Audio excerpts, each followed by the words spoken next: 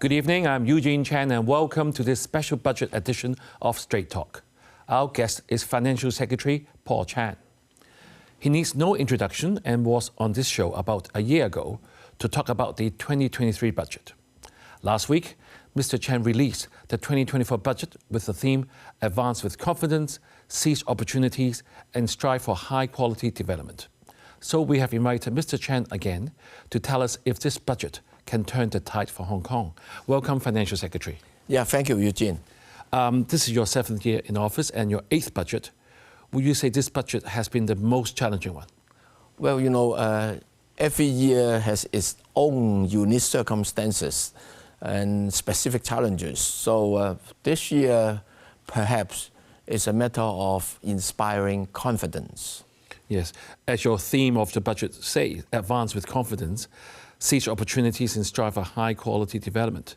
Can you share with us how you arrived with this theme and why you think this is crucial for Hong Kong at this particular point? Well, last year, the asset market was weak. No matter it was the stock market or the property sector. It was because of the geopolitical tensions and the consequential capital outflows, as well as the high interest rate. But our fundamentals are strong, and our prospects in the coming years are very positive. So we do think that this should be the opportunity for us to address this issue and to show our people, look, Hong Kong is very unique. We are very competitive. Over the past few years in attracting strategic enterprises, talents, and capital, we have achieved very good progress. And with the support of the central authorities and the country, Hong Kong will be marching forward strongly. Right. Paul, from what you're saying, it's going to be much better in the years to come. So is it your vision that the future of Hong Kong, with looking at the measures outlined in the budget, and you also mentioned the strength and also the challenges, what would be your overall vision for Hong Kong? Well, Hong Kong will continue to play a very unique role in our country's overall development. And because of the fact that under the one country, two systems arrangement, we, on the one hand, have convenient access and the strong backing of the mainland. On the other hand, facing the international community. So this will be the best place to converge all the capital, all the talents, and that would enable us to continue to prosper. And the way I see it, among the 8 centers positioning stipulated in the 14th five-year plan, the International Financial Center, the International Innovation and Technology Center, these 2 will be our key engines of growth. Right. Would you say Hong Kong now in 2024 is what we call at a turning point? And will you call this a make or break it budget? Well, since this term of government, we have been very proactive in terms of using the government's catalytic role in fostering economic development and improve the living of the people. And from the business side, under the leadership of the CE, we go all out to attract businesses and capital and talents to come to Hong Kong. And the response so far has been very encouraging. For enterprises, we have attracted over 40 strategic enterprises. Altogether, they are going to invest more than 40 billion in the coming years and creating another more than 13,000 jobs. So this would be impetus for our development. This is just one example. And the talent scheme, we have approved over 140,000 applications. About 100,000 of them have arrived at Hong Kong. So with this new development, we are very confident and very positive. Right. Paul, I noticed the color of your budget booklet is light beige. Is there any significance, especially you're wearing a similar color tie today? Well, Eugene, the color of this year's budget symbolizes a glimmer of dawn. It inspires hope, confidence, and our longing for greater unity in the community to work together. Right. Just now, when you're saying that you want to encourage our investors with confidence, can you give us some examples in your budget that would encourage businesses and investors to do more in Hong Kong and come back to Hong Kong? Well, there are short and medium to long-term measures. In terms of short-term measures, the most important measure is to stabilize the property market and the stock market. So we remove all the demand-side measures in the property markets. Mm-hmm.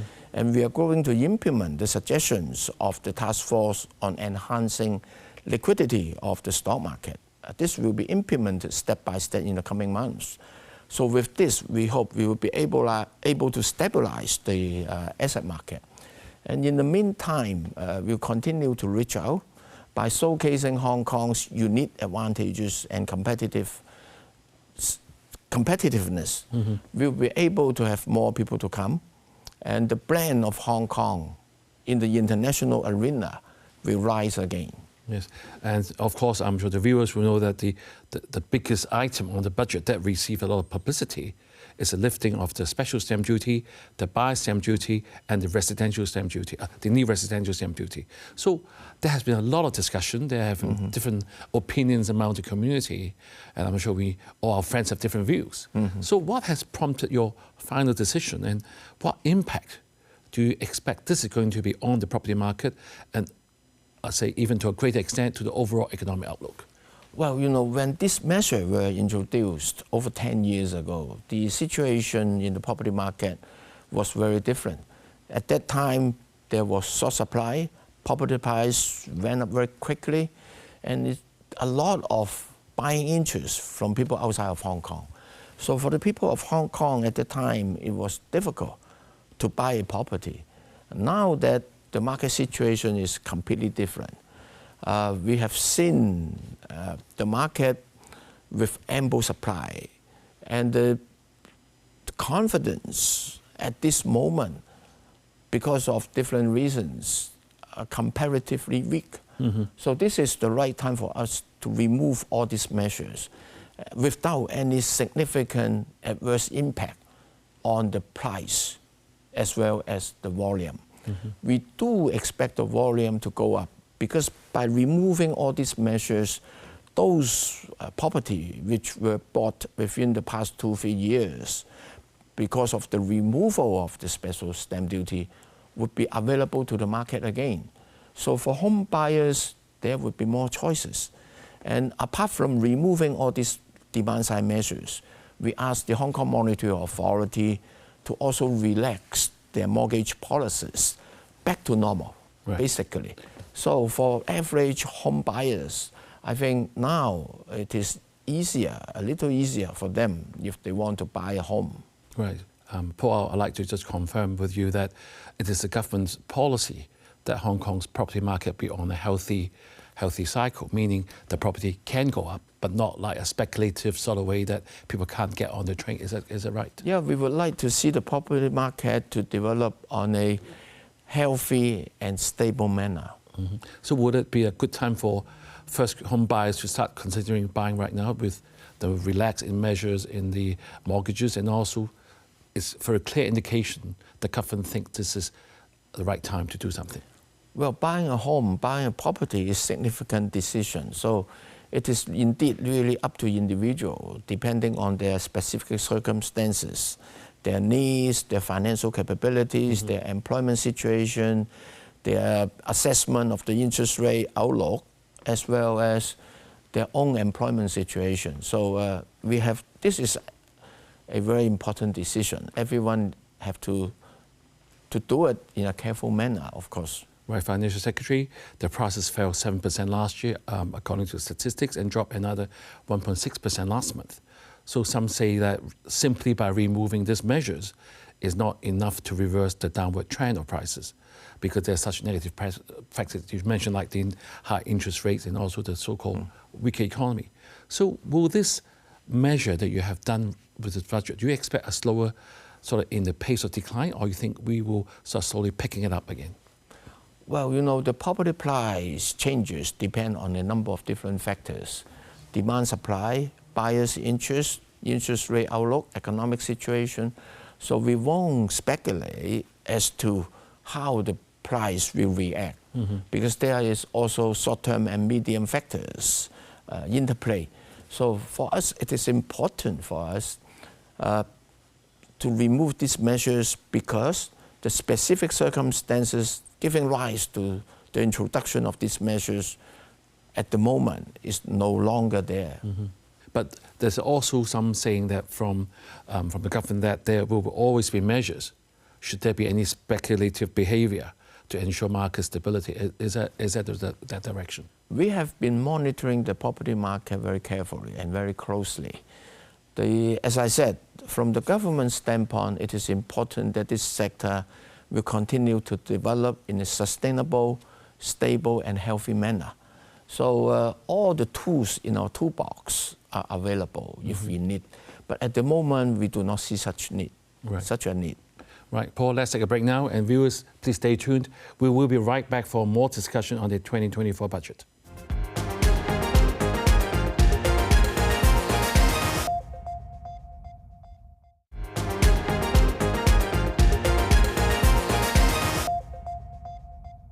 Welcome back.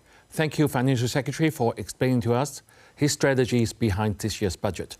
So, Paul, in the first half, you have said to us very clearly that you are very confident with the future. We are doing the right thing. For example, with the property market, things have changed. It's time to stabilize everything, and hopefully everything will start from this as a good turning point.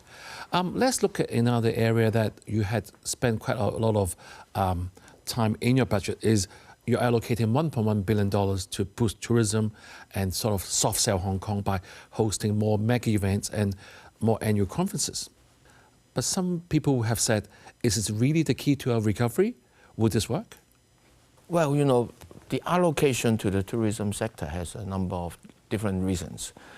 Number one, we want to promote the Hong Kong brand. Over the past few years, particularly after the social unrest in 2019 and the COVID period, a lot of people have not been in Hong Kong. So there has been negative narrative about Hong Kong, which is unfounded. We want more people to come so that they know the situation better. And from the economic standpoint, as you know, the three drivers of our economic growth are export, consumption, and then private investment. Export, because of the geopolitical situation, because of the high interest rate environment, there is indeed not much we can influence. In terms of consumption, it is important for us to have more people to come, particularly high-quality tourists, to come to spend money, to enjoy Hong Kong, and to provide all the attractions, not just for them, but also for our locals, so that we can all together spend happily, and in the process help our own economy. So, Financial Secretary, I'm sure you want to leverage such initiatives to enhance our competitiveness and attract not only international but local people invested back in Hong Kong. However, if you look at the recent Chinese New Year time when we have a very nice fireworks, people just come and go very quickly.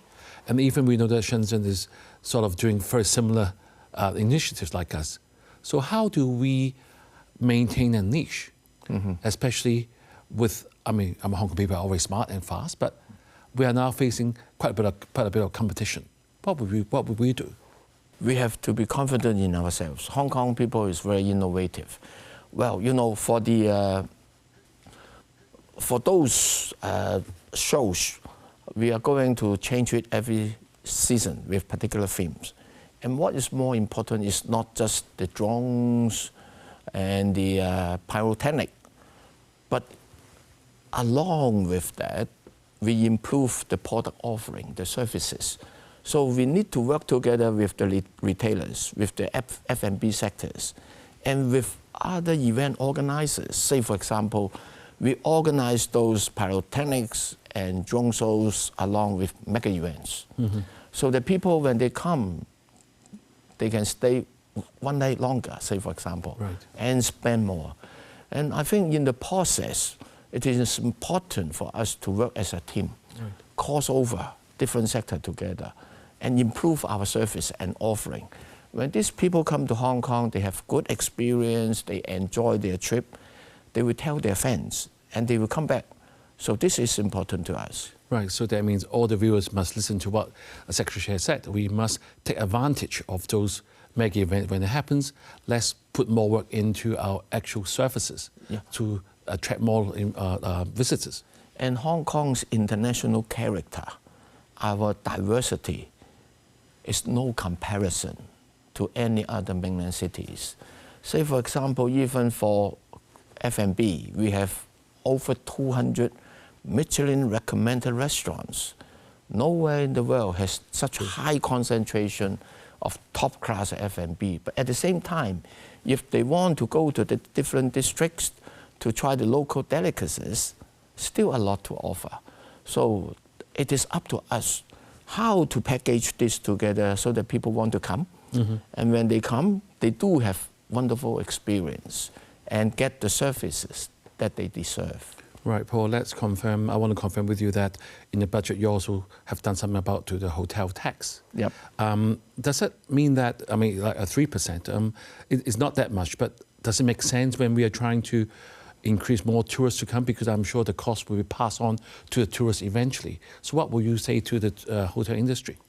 Well, you know, that 3% hotel accommodation tax, according to our study, accounting for less than 1% of overnight visitors spending in Hong Kong, so about $60 to $70. People won't, because of that particular additional cost, not to come to Hong Kong. But what is important is, when you look at the budget, we spent over $1 billion in improving the product offerings, in asking the Hong Kong Tourism Board to launch a quality service scheme. So if we are able to enhance our offerings, so that particular slight increase won't be a deterrent. Right, thank you, Paul, for explaining to us. I'm going to throw... In fact, most of the neighboring cities, international cities, they have this kind of tax one way or the other. I see. Right, I'm going to throw you some figures, and hopefully you can explain to the viewers. The consolidated deficit estimated to be $101 billion compared to the forecast provided last year, and the reserve now by end of March is $733 billion by end of March.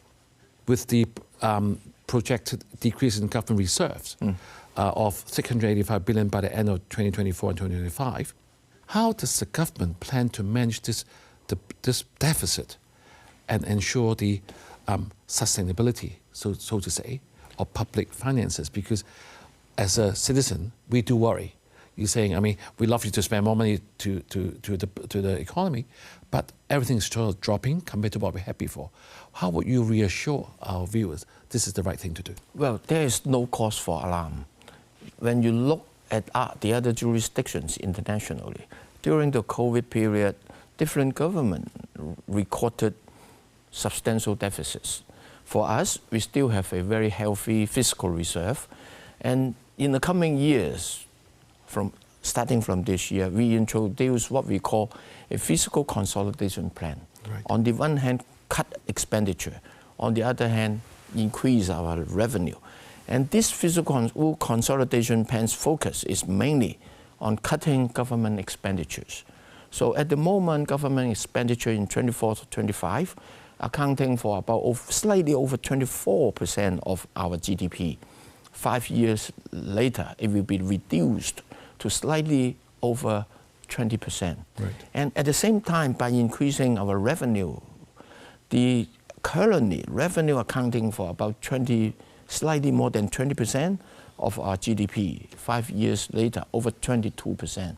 It is by carefully navigating the process, minimizing the impact to the livelihood of the people, and minimize the impact on business costs to achieve this fiscal balance in 2-3 years. Now, earlier we mentioned about some of the housing taxes has been scrapped. I mean, how do you mitigate the loss of revenue from that? I mean, well, the demand-side measures for the property market was never a handle to increase government revenue.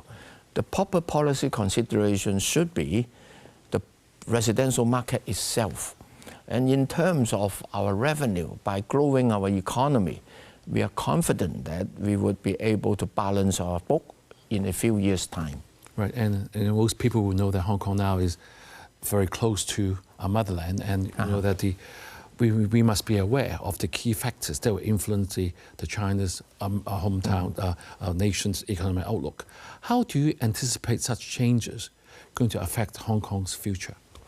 Well, our assessment of the mainland's economic development is that it will continue to grow in a comparatively faster manner compared to other major economies.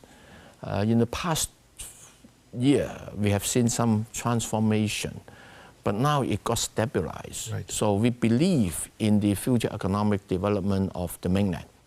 And under the one country, two systems arrangement, we are specially positioned. On the one hand, we have convenient access to the mainland market, and on the other hand, we have the international facing. So Hong Kong is the only city in the world that the international advantage and the mainland advantage converge here. Right. If we can play our role properly and maximize our competitive advantage, we will be able to continue to prosper. Right. Paul, I'm going to ask you the last question. I think people in Hong Kong, they want to do business, they want to do better. However, we are concerned about the imported inflation from the US because of the monetary policy and the PAC. So what measures can we mitigate that? A short answer. Well, you know, in the past few years, US interest rate hiked by more than 4.5%. Our increase is just slightly over 2%. So liquidity here is ample. Right. And for our daily necessities, actually they are mainly from the mainland. Okay. The inflation impact was minimal. Okay. So we will be able to ride through this challenge. Thank you, Paul, for joining us today and providing valuable insights into the 2024 budget. As we conclude, it is evident that Hong Kong faces both challenges and opportunities on its path to recovery. The emphasis on bolstering confidence, seizing opportunities, and striving for high-quality development demonstrates a commitment to charting a resilient and prosperous future.